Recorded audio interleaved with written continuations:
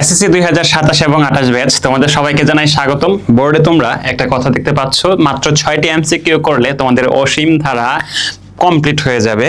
সেটা হচ্ছে এমসিকিউর ক্ষেত্রে, তাই না?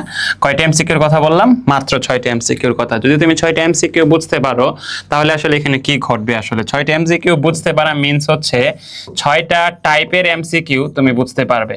আর 6টা টাইপের এমসিকিউ যদি বুঝতে পারো তাহলে তোমার অসীম ধারাতে করার মতো আর কোনো এমসিকিউ অ্যাকচুয়ালি থাকে না। বোঝা গেল ব্যাপারটা?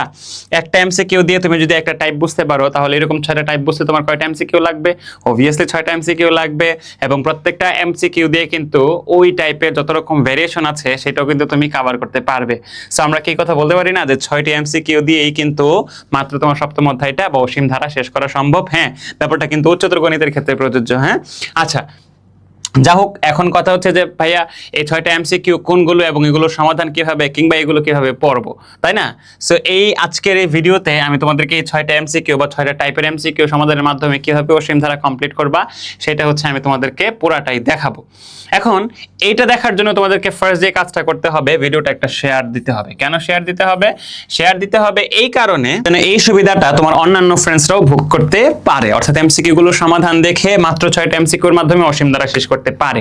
এখন প্রশ্ন হচ্ছে, যদি তুমি উচ্চতর গণিতের পূর্ণ প্রস্তুতি নিতে চাও, পুরা বইয়ের সিকিউ, এমসিকিউ, এসকিউ এরকম গোছানো সাজেশন ভিত্তিক বা এরকম শর্টকাট স্ট্র্যাটেজিক্যাল ওয়েতে তুমি যদি তোমার প্রস্তুতিটা কমপ্লিট করতে চাও তাহলে তোমাকে কি করতে হবে? অবশ্যই ক্লাস বেলে কি করতে হবে? এনরোল করতে হবে। কোথায় এনরোল করতে হবে? 2-in-1 প্রিমিয়াম ব্যাচে তোমাকে এনরোল করতে হবে। আচ্ছা, কেন এটাকে আমরা 2-in-1 প্রিমিয়াম বলছি? 2-in-1 প্রিমিয়াম বলছি এই কারণে, আমাদের এই কোর্সটা মূলত অর্ধবার্ষিকের আগে লঞ্চ হয়েছিল। সো যারা ভর্তি হয়েছে তারা অর্ধবার্ষিকের প্রস্তুতি কমপ্লিট করতে পেরেছে আমাদের সাথে, এবং এখানে যারা ভর্তি হবে তারা কিন্তু টেস্ট পরীক্ষার প্রস্তুতিটা অলরেডি কভার করে ফেলবে। সো ভর্তি হয়ে যাও এখনই, পুরা উচ্চতর গণিত সহ তোমার সমস্ত সাবজেক্টগুলোর প্রস্তুতিকে সর্বোচ্চ পর্যায়ে নিয়ে যেতে। সো চলো দেরি না করে আমরা একটু দেখে ফেলি কোন 6টা এমসিকিউ এবং কিভাবে সমাধান করলে পরে তোমার অসীম ধারাটা শেষ হবে। চলো আমরা একটু দেখি।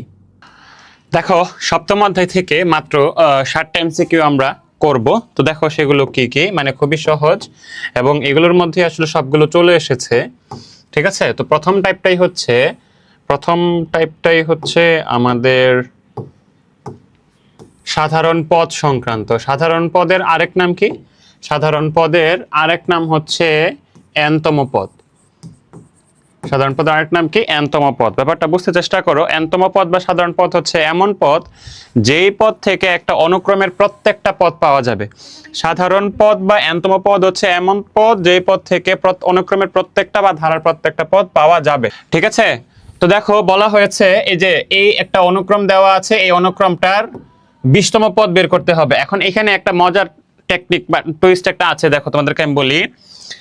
একটা এমসিকিউর ভিতরে 2টা এমসিকিউ লুকায়িত আছে। কিভাবে? যদি আমি এই অনুক্রমটার 20তম পদ বের করতে চাই তাহলে এই অনুক্রমের সাধারণ পদ কত এটা আগে তোমাকে খুঁজে বের করতে হবে। দেন সাধারণ পদ বের করার পরে n এর মান 20 বসিয়ে দিলে 20তম পদ পেয়ে যাব আমরা। সাধারণ পদে যদি n এর মান 20 বসিয়ে দেই 20তম পদ পেয়ে যাব। কথাটা আবারও বুঝো। সাধারণ পদে n এর মান 1 বসাইলে প্রথম পদ, সাধারণ পদে n এর মান 2 বসাইলে দ্বিতীয় পদ, সাধারণ পদে n এর মান 3 বসাইলে তৃতীয় পদ, 20 বসাইলে 20তম পদ। So we have to find out at first the nth term of this sequence. ঠিক আছে, আমাকে প্রথমে এই সিকোয়েন্সের বা এই অনুক্রমের সাধারণ পদ বের করা লাগবে বা nতম পদ বের করা লাগবে। মজার ব্যাপার হচ্ছে এইটা। তাহলে চলো কিভাবে বের করা যায় আমরা একটু দেখি। আছে হচ্ছে 1, আছে হচ্ছে 4/3, আছে হচ্ছে 9/5, দেন ডট ডট ডট ভাবে এইভাবে চলবে আর কি।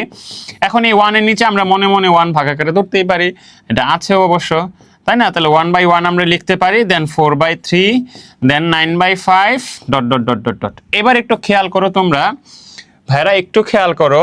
সেটা হচ্ছে তুমি যদি দেখো তাহলে তুমি খেয়াল করবে যে আমাদের এখানে নিচে ভগ্নাংশ, প্রত্যেকটা নিচে হচ্ছে বিজোড় সংখ্যা আছে। প্রথম ভগ্নাংশ আছে 1, দ্বিতীয় ভগ্নাংশ আছে 3, তৃতীয় ভগ্নাংশ আছে 5। তার মানে তারপরটাতে কি হবে? তারপরেরটাতে হবে তোমার 7, তারপরটাতে হবে 9, এভাবে চলবে, তাই না? তার মানে নিচে হচ্ছে ভগ্নাংশ যে আছে এখানে প্রত্যেকটাই থেকে একটা ভগ্নাংশ। তাহলে এই সবগুলো পদকে রিপ্রেজেন্ট করবে বা সবগুলো পদ পাওয়া যাবে যেই পদ থেকে, সেই পদটাও একটা ভগ্নাংশ হবে, একটা ভগ্নাংশ হবে। তাহলে সেই ভগ্নাংশের নিচে কি থাকবে? বিজোড় সংখ্যা। এখন বিজোড় সংখ্যা কিন্তু আমরা 2n + 1, 2n - 1 দুইভাবে লিখতে পারি, এভাবেও লিখতে পারি, এইভাবেও লিখতে পারি, কিংবা এই যে 2n প্লাস 3 তারপরে 2n মাইনাস 3 এরকমও হতে পারে আর কি। তো 2n হচ্ছে একটা জোড় সংখ্যা, 2n এর সাথে কোনো বিজোড় সংখ্যা যোগ বা বিয়োগ করলে সেটা একটা বিজোড় সংখ্যা মিন করে। তো আসলে এটা আমাদের দরকার নাই, ধরো যে এই জায়গাটা আমাদের দরকার নেই, এই জিনিসটা আমাদের লাগবে না, আমরা আপাতত এতটুকু নিয়ে কাজ করি। 2n প্লাস 1 2n মাইনাস 1, তাহলে 2n প্লাস 1 ও একটা বিজোড় সংখ্যাকে মিন করে, 2n মাইনাস 1 ও একটা বিজোড় সংখ্যাকে মিন করে। এখন নিচে তুমি কোনটা বসাবা? আচ্ছা এটা পরে আসতেছি, তার আগে দেখো এখানে হচ্ছে 1, তাহলে এই 1 কে আমি 1 স্কয়ার লিখতে পারি, এই 4 কে আমি 2 স্কয়ার লিখতে পারি, এই 9 কে আমি 3 স্কয়ার লিখতে পারি, তার মানে পরটা কি হবে 4 স্কয়ার, তার মানে এরপরটা কি হবে তোমার 5 স্কয়ার, তাই না? তাহলে তোমরা বুঝতেই পারছো উপরে হচ্ছে 1 square 2 square 3 square 4 square 5 square.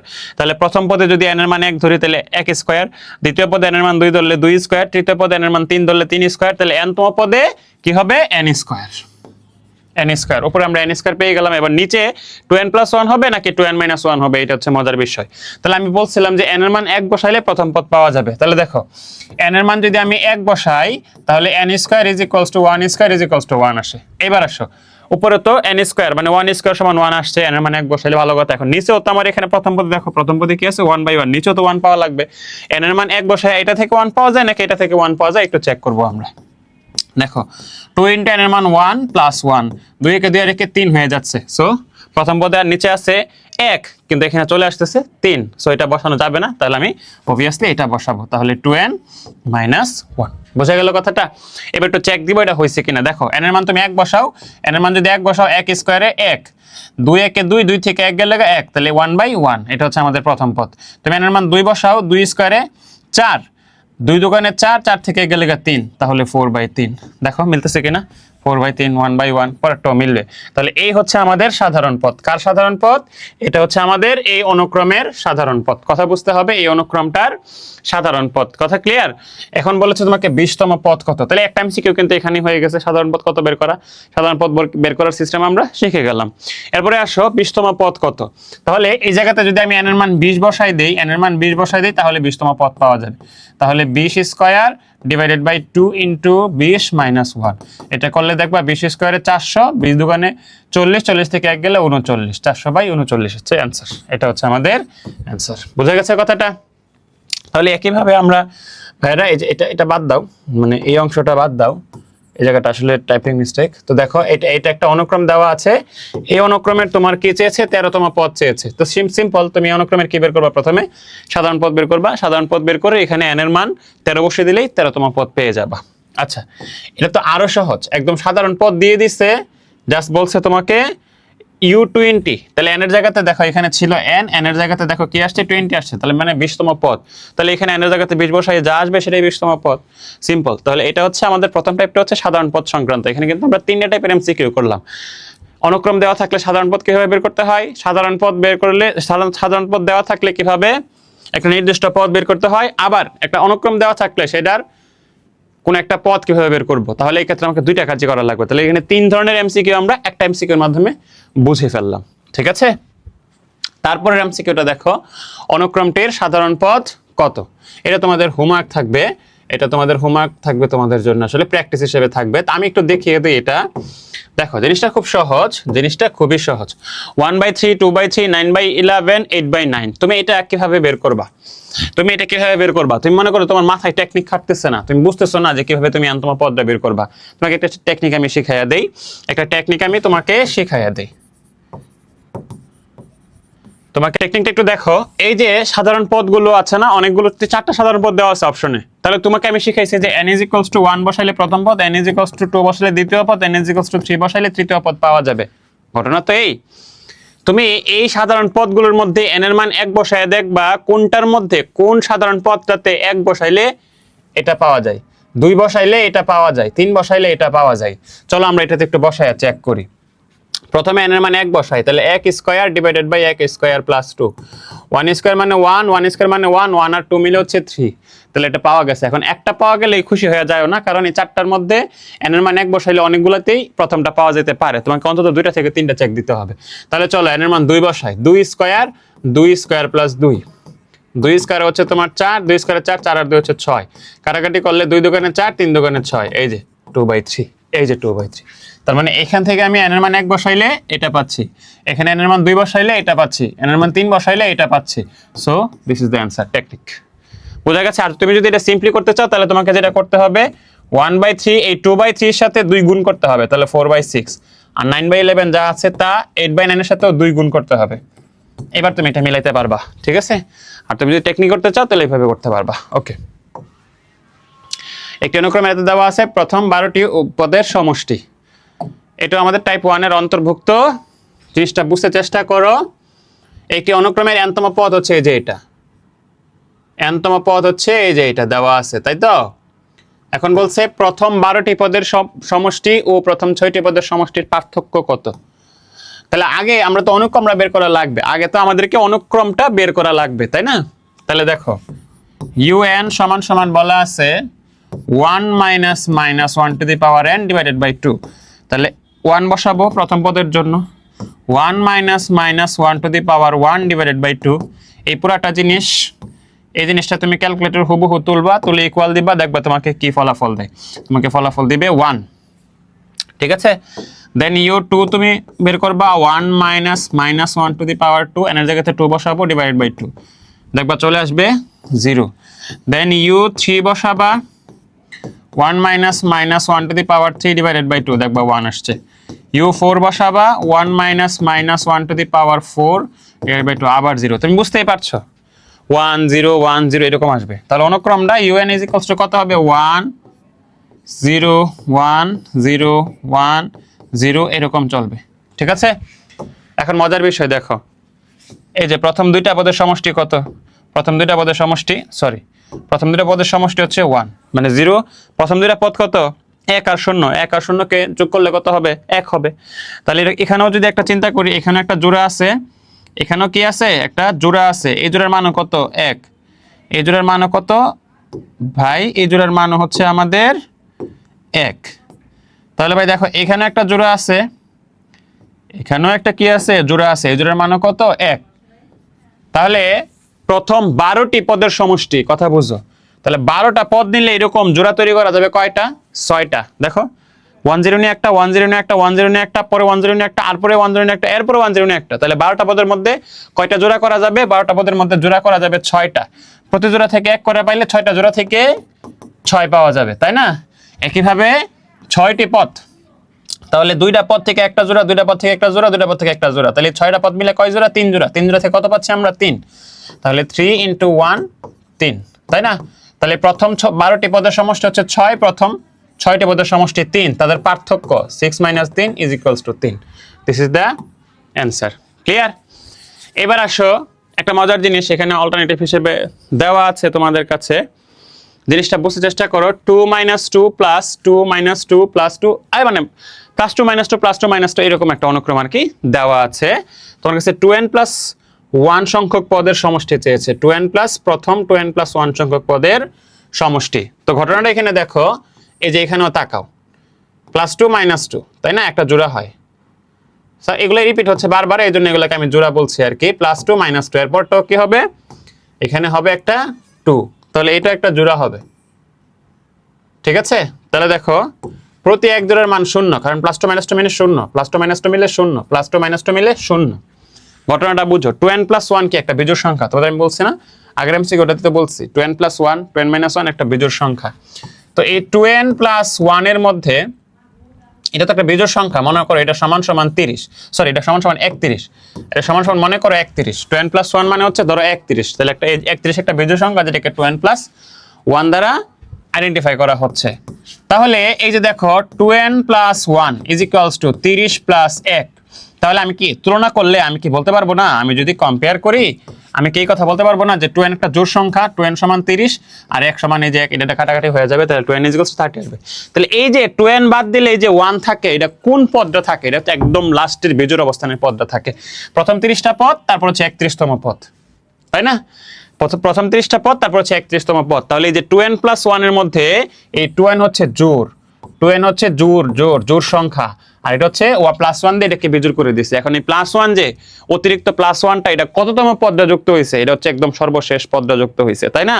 বিজোড় অবস্থানের পদটা যুক্ত হয়েছে। তাহলে দেখো এই যে প্রতি জোড়া মিলে হচ্ছে 0, প্রতি জোড়া মিলে হচ্ছে 0, আর জোড়া মানেই তো জোড় সংখ্যা, তাই না? তাহলে 2n সংখ্যক পর্যন্ত পদগুলো সবগুলো কি হয়ে যাবে? 0 হয়ে যাবে। এই যে বিজোড় একটা পদ আছে সেটা থেকে যাবে শুধু যোগ করলে, ঠিক আছে? সবগুলো 0 হয়ে যাবে, শুধু বেজোড় অবস্থানের পদটা থেকে যাবে। বেজোড় অবস্থানে কে আছে দেখো, এখানে প্রথম অবস্থানে 2, তৃতীয় অবস্থানে 2, পঞ্চম অবস্থানে 2, তাহলে বেজোড় অবস্থানে আছে 2, শুধু এই 2 টিকবে, বাকি সব বাদ চলে যাবে। তাহলে এর উত্তর হবে 2। এর উত্তর হবে কত? 2 মনে থাকবে ভাইয়ারা? নেক্সট এমসিকিউটা একটু দেখো। আমাদের নেক্সট টাইপ ধারা নির্ণয় করতে হবে আমাদেরকে, ঠিক আছে? তো এইখানে তোমাদেরকে আমি একটা জিনিস বলি, তোমরা সবাই হয়তো জানো যে গুণোত্তর ধারার এটা মাথায় রাখলেই হবে। গুণোত্তর ধারার আদর্শ রূপ, গুণোত্তর ধারার আদর্শ রূপটা কি বলতো? a plus a r plus a r square plus dot dot dot dot plus একটা n-তম পদ a r to the power n-1 plus dot dot dot. এটা হচ্ছে অসীম একটা গুণোত্তর ধারা, যেখানে n-তম পদ হচ্ছে, n-তম পদ কত? n-তম পদ হচ্ছে এই যে এটা a r to the power n-1, মনে থাকবে? এটা হচ্ছে আমাদের n-তম পদ বা সাধারণ পদ, পদ বা সাধারণ পদ, n-তম পদ বা সাধারণ পদ। কার জন্য? গুণোত্তর ধারার জন্য। ক্লিয়ার? এটা হচ্ছে গুণোত্তর ধারার আদর্শ রূপ। এখানে এ কি? এর পরিচয় হচ্ছে প্রথম পদ, আর এর পরিচয় কি? সাধারণ অনুপাত। ওকে, এটা মনে রাখলেই হবে। a plus a r plus a r square plus a r cube plus a r 4, মানে টু দি পাওয়ার 4 আর কি, a r to the power 5, r to the power 6, r to the power 7, এরকম চলবে। এমসিকিউটা কি ছিল? একটি গুণোত্তর ধারার প্রথম পদ 3, কথা বুঝো, প্রথম পদ বলা আছে 3, তাহলে a ইজ ইকুয়ালস টু 3, এবং সাধারণ অনুপাত বলা আছে, সাধারণ অনুপাত হচ্ছে -2/3, that is r is equals two -2/3। তোমার কাজ তো শেষ। ধারাটি কোনটি? তুমি জানো a plus a r plus a r square plus dot dot dot, এরকম। তাহলে মান বসাও। এর মান 3 প্লাস 3 ইন্টু -2/3, আর এর মান তো কত? -2/3, প্লাস এর মান হচ্ছে 3, আর এর মান হচ্ছে -2/3 whole square plus dot dot dot. এবার ক্যালকুলেট করলে তো শেষ। 3, এটা কাটা, প্লাসে মাইনাসে -2, এটা কাটা। কথা বুঝতে চেষ্টা করো। ও সরি, দেখো এখানে দেখো এই মাইনাস স্কোয়ারের কারণে হয়ে যাবে প্লাস। আচ্ছা, এখানে না লিখে নিচে লিখি। দেখো এখানে এই হিসাবটা একটু করে নিই আগে, এই হিসাবটা একটু করে নিই আমরা। ফাইন, মাইনাসের উপর স্কোয়ার থাকার কারণে মাইনাস হয়ে যাবে প্লাস। 2 স্কোয়ার মানে 4, 3 স্কোয়ার মানে 9। তাহলে এবারে এই 3 দ্বারা 9 রে কাটলে নিচে আরো প্লাস, এই 3 দ্বারা যদি আমি 9 রে কাটি নিচে আরো 3 রয়ে যাবে, আর উপরে থাকবে 4। তাহলে প্রথমটা প্লাস, দ্বিতীয়টা মাইনাস, প্লাস তারপরটা minus, dot dot dot dot. দেখো এটা কই আছে, এই যে। ওকে, খুবই সিম্পল একটা এমসিকিউ। আসো, ধারার সমষ্টি নির্ণয় টাইপ 3, ধারার সমষ্টি নির্ণয়। চলো, দুইটা সূত্র মনে রাখলেই তোমার কাজ শেষ। দুইটা সূত্র না, একটা সূত্র মনে রাখতে হবে। গুণোত্তর ধারার, এটা সসীম গুণোত্তর ধারা। সসীমের ক্ষেত্রে তো একটা n সংখ্যক পদের সমষ্টি নির্ণয় আর কি। প্রথম n সংখ্যক পদের সমষ্টি নির্ণয় কিভাবে করতে হয় বলো তো? প্রথম n সংখ্যক পদের সমষ্টি নির্ণয় হচ্ছে Sn, summation of n numbers equals to a into 1 minus r to the power n divided by 1 minus r। এই সূত্র কখন প্রযোজ্য হবে? যখন r এর মান less than 1। আর হচ্ছে সাধারণ অনুপাত। সাধারণ অনুপাত আর এর মান যদি 1 থেকে ছোট হয় তাহলে এই সূত্র। অথবা Sn, summation of n numbers is equals to a into r to the power n minus 1 divided by r minus 1। কখন এটা হবে? যখন r এর মান greater than 1, r এর মান 1 থেকে বড়। জাস্ট এটা মনে রাখলেই তোমার কাজ শেষ। তোমাকে মনে রাখতে হবে এই দুইটা, এই জিনিসটুকু মনে রাখতে হবে। হ্যাঁ, এই জায়গাটাকে তোমাকে মনে রাখতেই হবে, এর কোনো বিকল্প নাই। Okay fine. তাহলে বলেছে তোমাকে খেয়াল করো, 2 + 4 + 8 + 16 এর প্রথম 10টি পদের সমষ্টি। ভালো কথা। তাহলে আমরা জানি এখানে a হচ্ছে প্রথম পদ হচ্ছে 2, r = দ্বিতীয় পদ ভাগ প্রথম পদ, তাহলে তোমার হচ্ছে 4/2 = 2। r এর মান কত? 1 থেকে বড় হইলে আমরা জানি প্রথম 10টি পদের সমষ্টি, তাহলে s 10 হবে প্রথম 10টা পদ। a হচ্ছে 2 ইনটু r⁻n। r এর মান যখন 1 থেকে বড় তখন সূত্র হচ্ছে r⁻n - 1 / r-1, তাহলে r⁻1, r এর মান 2, n মানে কি r⁻n, n মানে কি n হচ্ছে যতটা পদের সমষ্টি 10টা পদের সমষ্টি, -1 / r-1, তাহলে 2 ইনটু 2^10 - 1 / 1, তাহলে 2 ইনটু 2^10 - 1, কারণ 2 থেকে 1 গেলে 1 লেখা দরকার নেই। এটা হচ্ছে তোমার অ্যান্সার। এটা হিসাব করলে তুমি কত আসবে? 2046 এর মতো আসবে। ঠিক আছে, তো এটা তোমাদের প্র্যাকটিস থাকবে। হ্যাঁ, এটা তোমাদের প্র্যাকটিস থাকবে। এটা হচ্ছে তোমার r এর মান 1 থেকে ছোট আসবে, দেখবা তখন ওই সূত্রটা অ্যাপ্লাই করা লাগবে আর কি। r মান 1 থেকে ছোট আসলে তোমরা এটা অ্যাপ্লাই করবা, ওকে। আসো, মূলদীয় ভগ্নাংশে প্রকাশ হবে করবা। একদম সহজ কথা, আমি একটা শিখাই দিচ্ছি, বাকি সব ইনাফ। 2 3, এই যে পূর্ণপণিক, এটা মানে জানো যতটার উপর পূর্ণপণিক সেগুলো বারবার রিপিট হচ্ছে, তার মানে 2 3 উপরে আছে 2 3 রিপিট, 2 3 রিপিট এরকম। তো তুমি ক্যালকুলেটরে তুলবা, ক্যালকুলেটর দেখতে পাচ্ছ 0 পয়েন্ট, এই যে 2 3 2 3 2 3 2 3 2 3 2 3 2 3 2 3 2 3 2 3 2 3 2 3 অনেকগুলো তুলবা, ইকুয়াল দিবা, চলে আসছে 23/99, 23/99। এটা হচ্ছে আমাদের মূলদীয় ভগ্নাংশে প্রকাশ হয়ে গেছে। তাহলে 23/99 এটা সমান সমান কত? 23/99, এটাই কিন্তু আমাদের সেই মূলদীয় ভগ্নাংশ। তাহলে এই এমসিকিউটা কিন্তু আমাদের সলভ করা শেষ। মূলদীয় ভগ্নাংশে প্রকাশ। এখানে একটা মজার বিষয়, এখানে শুধু 5 এর উপরে পূর্ণপণিক, তার মানে এই যে 5 শুধু রিপিট, এটা ইকুয়াল দিবা, চলে আসবে। হ্যাঁ, এবার দেখো এত সংখ্যাটি গুণোত্তর ধারা সাধারণ অনুপাত কত? এইটা দিয়ে আমি এটা একটু মুছে দিই।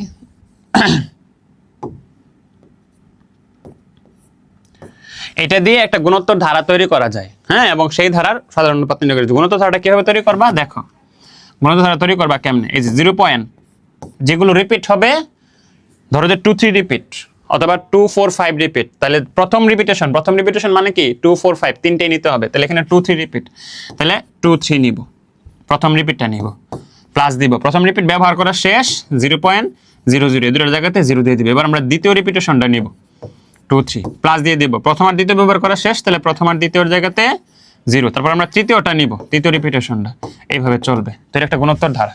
এই গুণোত্তর ধারা আর কি হবে বলতো? গুণোত্তর ধারা আর হবে এই যে দ্বিতীয় পদ ডিভাইডেড বাই প্রথম পদ।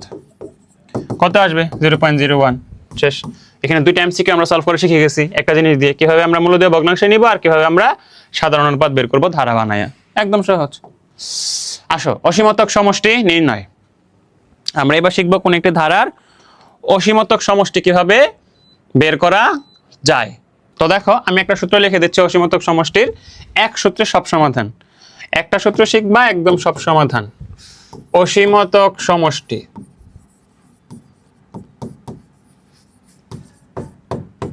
অসীমতক সমষ্টি S infinity is equals to a by 1 minus r। অসীমতক সমষ্টি থাকে কি শর্তে? কোন একটি অসীম গুণোত্তর ধারার অসীমতক সমষ্টি থাকে। অসীম গুণোত্তর ধারার অসীমতক সমষ্টি থাকে। তাহলে অসীমতক সমষ্টি থাকার শর্ত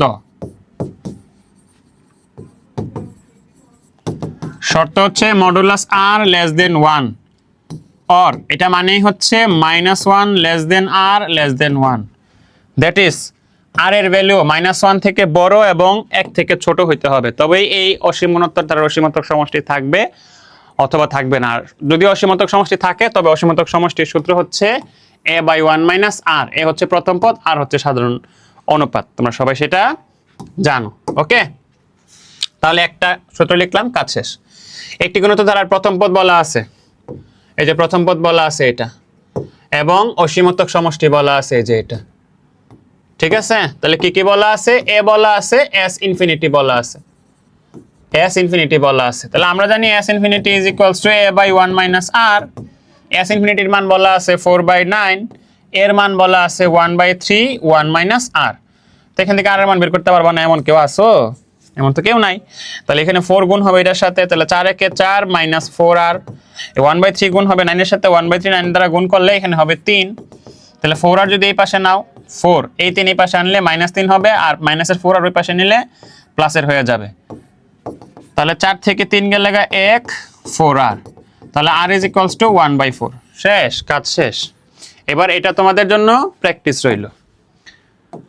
তারপরে টাইপ অসীমতক সমষ্টি থাকার শর্ত। অলরেডি আমি অসীমতক সমষ্টি থাকার শর্ত তোমাদের বলে দিয়েছি। অলরেডি তোমাদেরকে আমি অসীমতক সমষ্টি থাকার শর্ত বলে দিয়েছি। সেটা কি? অসীমতক সমষ্টি থাকার শর্ত হচ্ছে এই যে ভাইয়া, মডুলাস r লেস দেন 1, অর্থাৎ -1 less than r less than 1, অর্থাৎ r এর মানটা -1 থেকে বড় এবং 1 থেকে ছোট হইতে হবে। ঠিক আছে? তো চলো একটু দেখি আমরা। এত ধারাটির অসীম, এত একটি অসীম গুণোত্তর ধারার এর উপর কি শর্ত আরোপ করলে ধারাটির অসীমতক সমষ্টি থাকবে। আমরা এটা করব। আমি যদি এটা দেখায়া দেই, তুমি এটা করা একদম তোমার কাছে পানিবাত মনে হবে, এটাও তোমার কাছে পানিবাত মনে হবে। চলো আমরা করি। 1/2x + 1, আমাদের ধারাটা কত? ধারাটা হচ্ছে এই যে 1/2x + 1 + 1/2x + 1 whole square plus 1/2x + 1 cube plus, এটা এইভাবে না থাকা এটা কিন্তু এইভাবে থাকতে পারতো।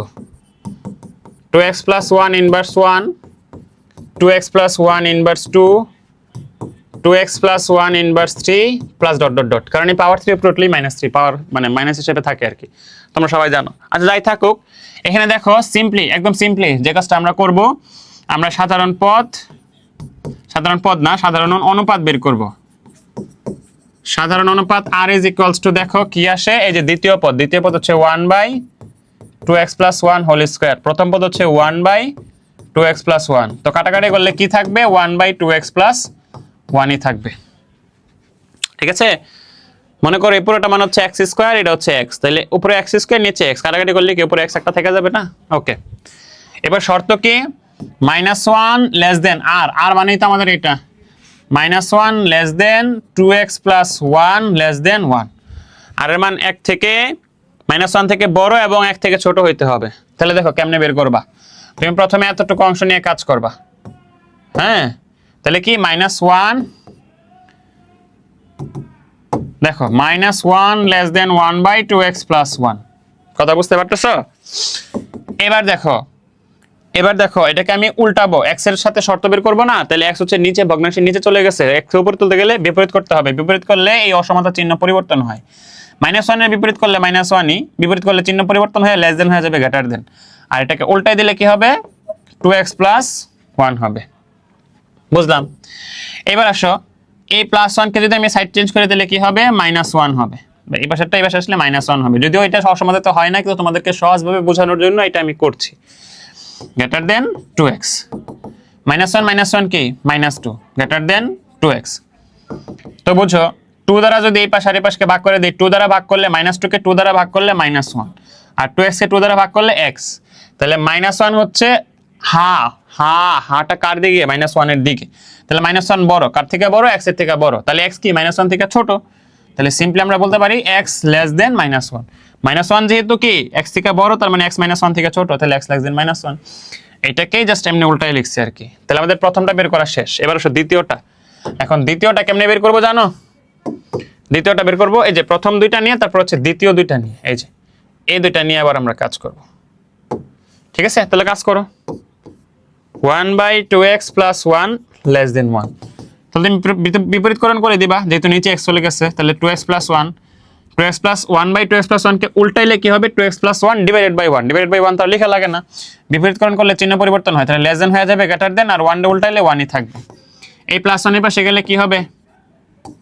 -1, তাহলে 2x গ্রেটার দেন 1 থেকে 1 গেলে 0। এবার এখানে 2 আছে, 2 দ্বারা যদি উভয়পক্ষকে ভাগ করি তাহলে কি হবে? 2x কে 2 দ্বারা ভাগ করলে x, গ্রেটার দেন 0 কে ভাগ করলে 0ই থাকবে। তাহলে শর্ত শেষ, পেয়ে গেছি। x এর মান লেস দেন 1, x এর মান গ্রেটার দেন 0, দুটো শর্ত বোঝা গেল? x এর মান less than, x less than 1, x greater than 0। চলো দেখি, এই যে x এর মান greater than 0, x less than 1, এই যে এটা x greater than 0, x less than 1, বোঝা গেছে? তাহলে এবার তো এগুলো পারবা। পারবা না? আর এখানে দেখো, এখানে খেয়াল করো, এটা একটা গুণ অসীম গুণোত্তর ধারা, তাহলে এ বি ডিভাইডেড বাই এ, এ কাটলে বি, বি হচ্ছে আমাদের আর, দ্বিতীয় পদ ভাগ প্রথম পদ, দ্বিতীয় পদ ভাগ প্রথম পদ হইতে আমাদের আর, সাধারণ অনুপাত, সাধারণ অনুপাত কত? বি। তাহলে মডুলাস আর লেস দেন 1 হইতে হয় অসীমতক সমষ্টি থাকার জন্য, তাহলে আর এর মান কত? বি, তার মানে মডুলাস বি লেস দেন 1 হইতে হবে এটাতে। ঠিক আছে, আসো এটা তোমরা প্র্যাকটিস করবা, এটা তোমাদের প্র্যাকটিসের জন্য দেওয়া আছে।